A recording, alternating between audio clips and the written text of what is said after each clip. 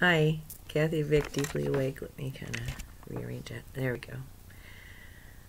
I'm urged to channel, and I intend for it to be a short to medium length one. I have no idea what they have up their metaphoric sleeve.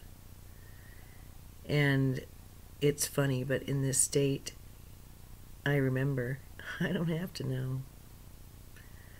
All I have to do is relax and allow the visualizations to overtake me happily. And I am dispersed, basically. Conscious, I guess you could say, but dispersed. It's the best way to describe what it feels like for me in that very high channel state. And the cat can already feel it. It's sort of kind of coming in for a landing here, which is kind of cute. They tend to do that when I go deeper. So the mechanisms, the visuals, they shift and change within, but the standard way in which I induce myself or strengthen the transition remains unchanged since 2012, and is forest imagery and that kind of thing. But what was only hinted at during the publication of that last video and then during the playback is that this computer screen was going nuts, and always like a boom boom ching kind of thing, but it wasn't flipping out. It was talking to me, and it's never done that before. I mean, it's flashed, and that in itself is communication. But this is like Morse code. It was great. So, yes, all right. Well, yes, there are very good things to be looking forward to, and we should say it's all about the tummy. Yes, a very a hand-picked place to enjoy a Sunday gathering. Oh, what fun to have something so immediate to look forward to, which involves the senses and a feeling, a deep physical feeling of satisfaction. Oh, well, isn't that nice? Yes, we should say it is.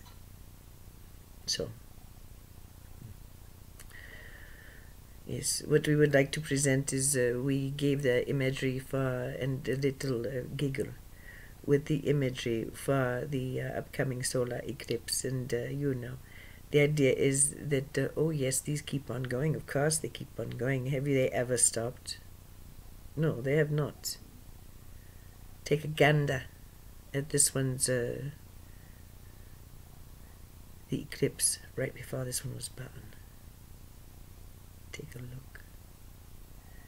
It's uncanny. Eclipses are important, in other words. And they keep on going. And the one that is coming up, well, that will be very significant for someone born after that one, yes. Each one significant in their very own way.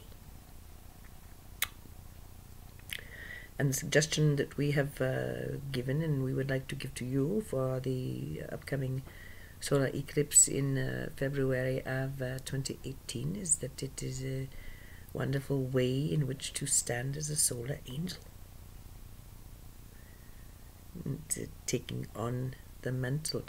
The last year, in 2017, there were many ways in which people use this energy, and we would suggest that some of it had to do with simply erasing and rewriting DNA. It was this that was being accomplished with many during those eclipses of that year. And this year, well, it's a little bit different. Yes, the harmonics of this year, based on the numerology, but simply based on where in consciousness the mass of humanity is. This allows certain potentials to be accessed and disallows others.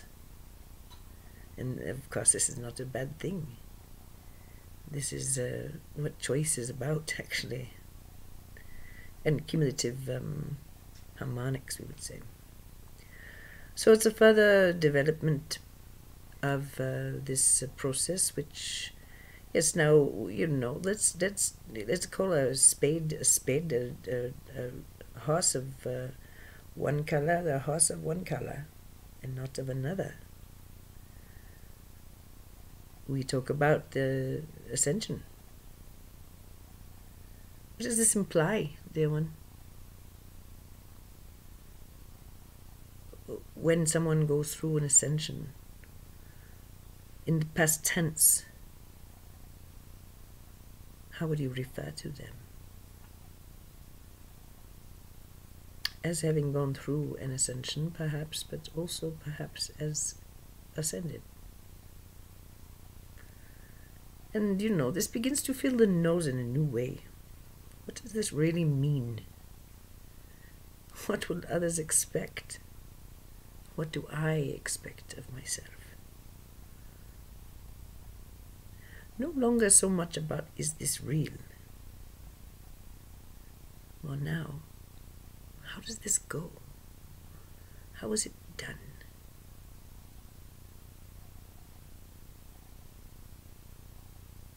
Miles away even from what does this mean? It means the time has come to do as you knew you would, and to accept responsibility for knowledge which is sacred and ancient, personal and universal. This is all. And you may be treated just the same in very mundane situations as the next person. But we would suggest that you do not behave as others often do. And that this is sweetening, always sweetening now. Yes, the Krayan talked about how the old soul will be able to walk through a battleground. Think about the world, the Civil War. Oh, the bitter,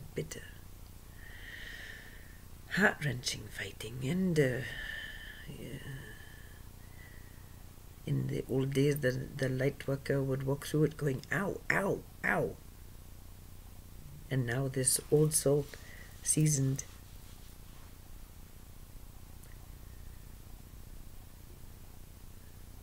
who has somehow become the kiln in which their heart burned. They can walk through this battlefield now and turn it into daisies, fully aware of the pain, fully aware of the truth, and therefore the daisies. It's a new time on this earth, not before seen, never before seen. Foreseen, yes, hoped for, and toiled for, held as the highest outcome. And dear ones, it is upon you, these admonitions to relax, to hold no anxiety, is true. It is true. It doesn't matter. The gyrations and the yelling and the deceptions all around you. It matters not. They are echoes.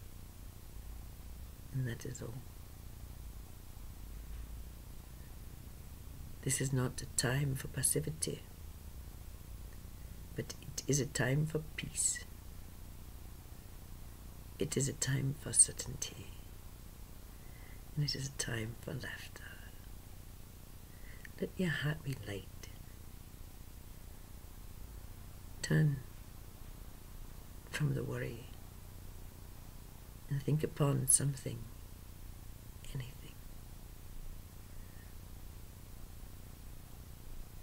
Which requires wonder, awe.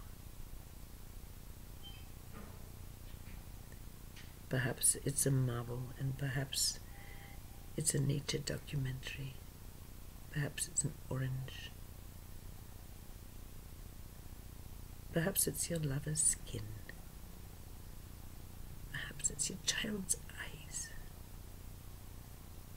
Perhaps it's a job well done. Think on this. Think on this. Let the mind worry over beauty, symmetry, harmony, peace. Now, how? These are emotional states, they are not mental states. How would I do this?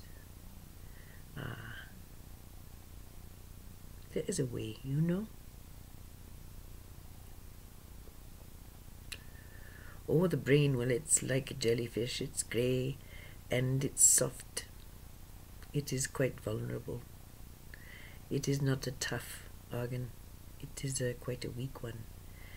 It requires support and suspension. 3 levels of suspension itself in order to function. Otherwise it might scrape on the bone skull it is in and tear, rip and die. Yes, it is fragile, as are its domain, you know. Yes, whole belief structures topple like little houses made out of matchsticks. Flimsy. Flimsy. Depending on your scale. Yes. If you think yourself a little teeny tiny gnat, well, that's quite the palace you are in, if you are in such a structure.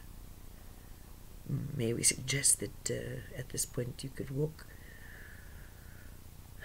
through the space, and as your foot is making its arc from point A to point B, it might just knock the whole thing over and not even notice. So tiny is it, you might not even hear it go plink, plink, plink. Yes, well, you know, if that's the case, these thoughts, they take me over and make me feel awful, and I feel scared, and I feel depressed, and I feel all these things. Oh, you feel these things. What are you thinking? Is those thoughts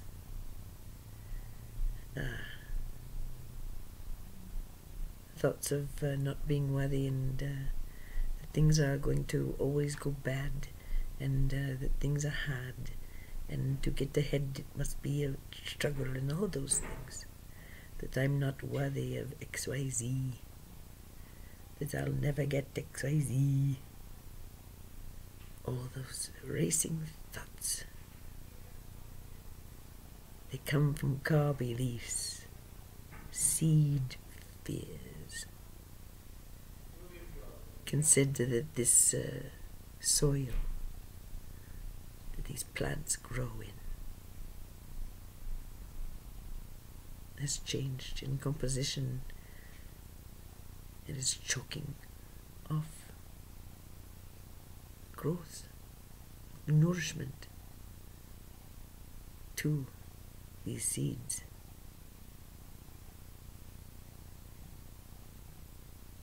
Capable of being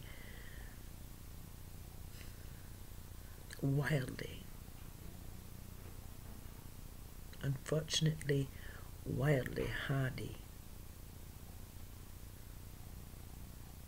It is these plants, these seeds, which are not nourished now, and which may grow simply from sheer force of will. However,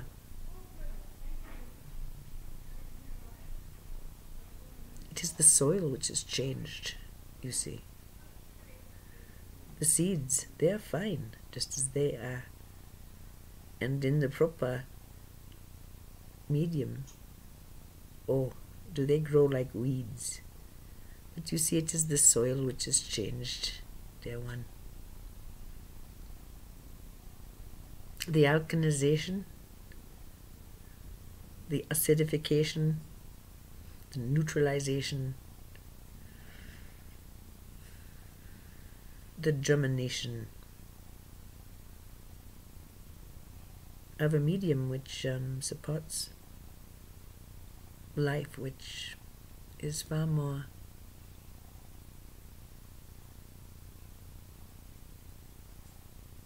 able to sustain.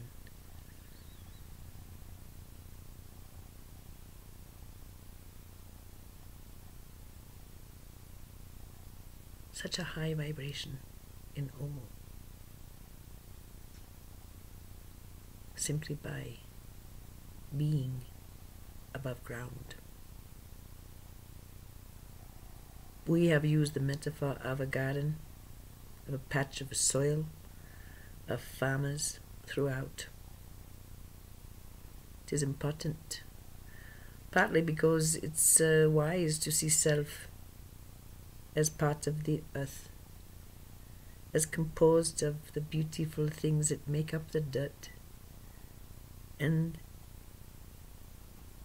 the twinkling lights above. You're made of beautiful singing elements. You are miraculous.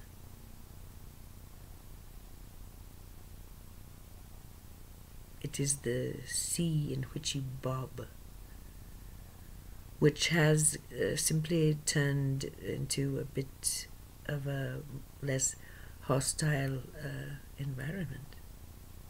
It is actually the opposite of hostile now.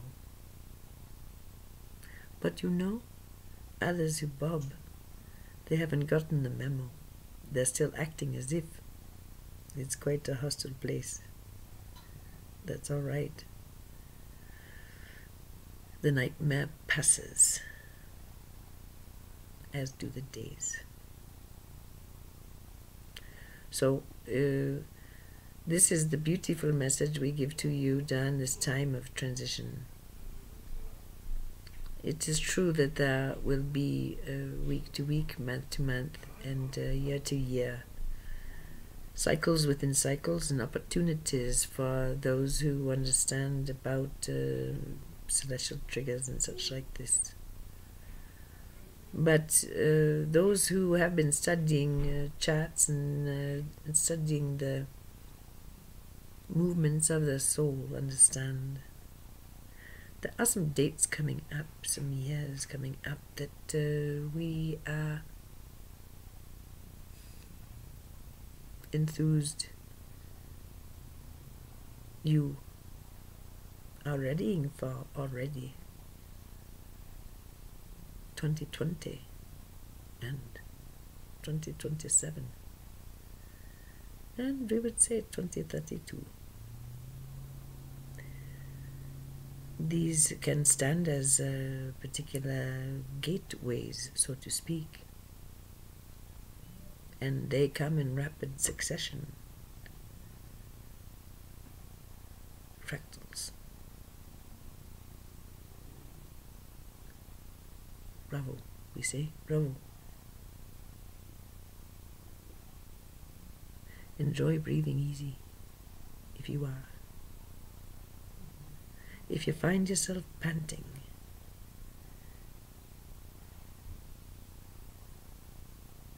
suffocating, and knowing that funny sensation of air hunger, and yet you look down, you're breathing quite fine. Oh. Physical sensations.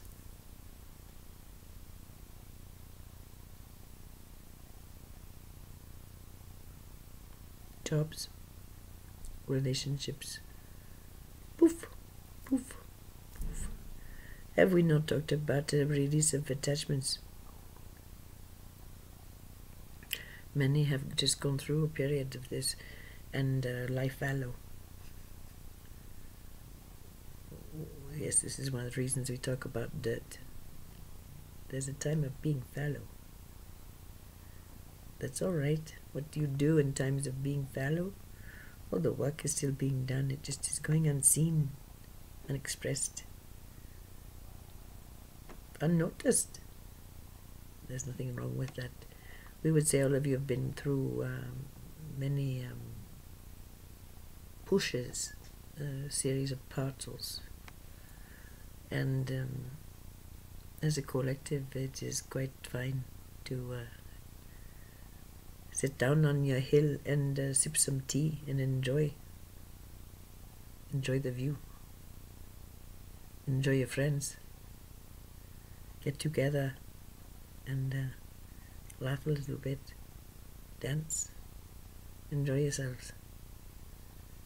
This is all right to do.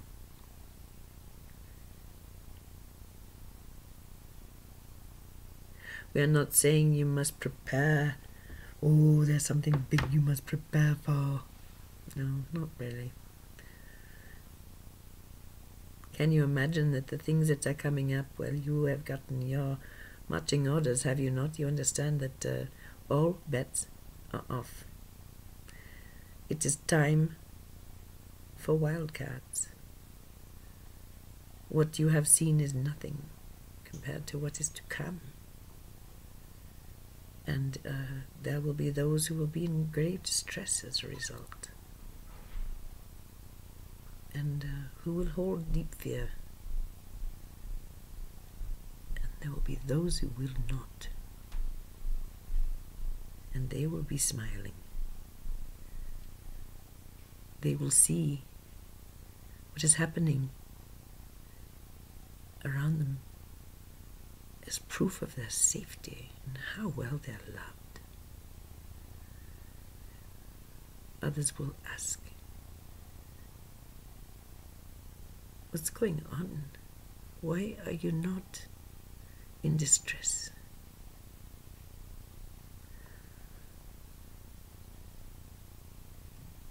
And then that person can decloak a little bit, yes? Sure, the telltale signs are there. Through your ease and relaxation, basically. And when you have a bad day, when you hurt, when you can't stand it,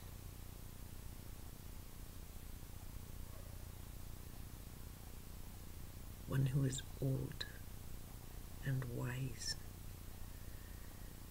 and tough, you are allowed to cry. You are allowed to give in to that fatigue. You are allowed to feel any number of feelings. You know by now it's best to feel it. Don't believe it. Don't act on it. Love it into yourself and release it. That kind of discomfort is not commensurate with this energy or with your consciousness, dear one. All right. We are very pleased to give this to you. It's a short transmission of energy and love and of goodwill and cheer. You're doing quite well, you know. We would like to have you think about these things in terms of years rather than months or days, okay? It makes it easier. It does. You're here for the longer haul, are you not? You do understand.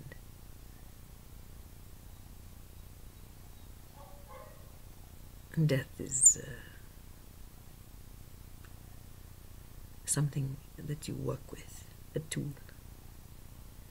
Part of the larger story you're telling as such. Look at things bigger.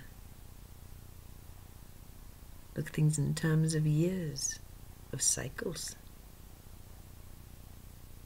And look ahead. Look up. Don't forget to look up. Now is the time. What you see is not hostile. And if you sense hostility, understand that is a vibration coming off of a wound. Energetic blood.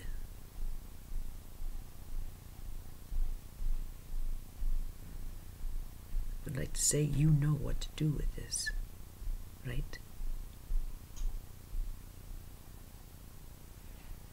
It's not entirely helpful if someone presents to the emergency room with a gaping wound for the ones encircling that petitioner to fall upon their knees and gnash their teeth and cry out to a God that doesn't understand mercy. No. When someone has pain and is suffering, that is not the time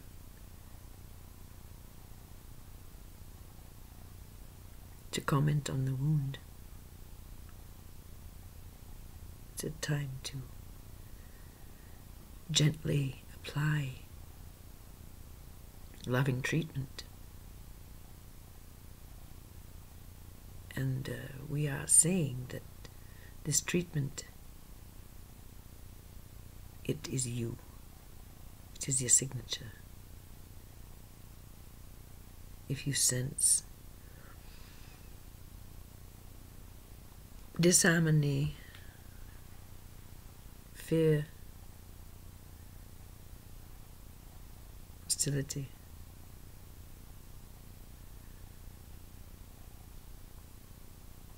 disregard, all those icky things,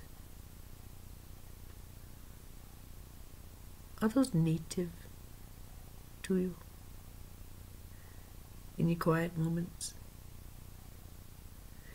If they are, this is why they stick when they are presented to you, like cockleburs in a horse's mane. They become entangled with your beliefs. These belief structures that you're not worthy, that you've done it wrong, that you can do it wrong, that you're not here on purpose, that you're lost, all those things. Well, you know, the human being rides with this a little bit, and it's up to you to elevate your thinking. It's up to you to elevate yourself into your high heart, into the core of who you are. Think of yourself as a baby, as a child, think upon yourself as you know yourself to be. Blameless.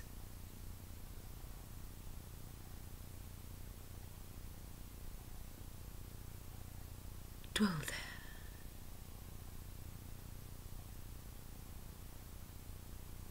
Feel the heart tingle. Feel the chest expand. Feel the heat pour through you.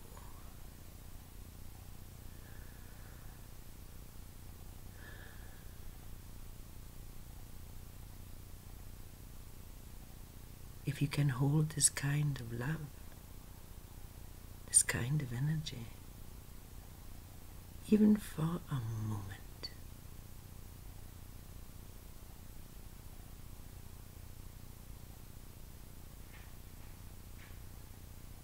it is a light onto, and into this world,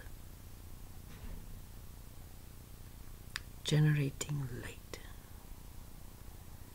generating love, generating resonance, coherence, and symmetry. In your very DNA, we say.